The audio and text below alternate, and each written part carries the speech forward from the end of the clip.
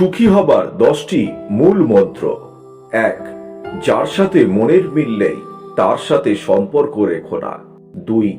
যেখানে তোমার কোনো কদর নেই সেখানে যেও না। 3. যে বোঝে না তাকে কখনো বোঝাতে যেও না। 4. যা হজম হয় না তা খেও না। 5.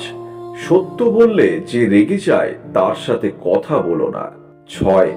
তোমার চোখে একবার যে নিচে নেমে গেছে তাকে ওপরে তোলার আর চেষ্টা করো না। 7. জীবনে সমস্যা আসলে কখনো ভেঙে পড়ো না। 8. অপরের কষ্ট দেখে কখনো আনন্দ প্রকাশ করো না। 9. যারা আবহাওয়ার মতো বদলে যায় তাদের সাথে মেলামেশা করো না। 10.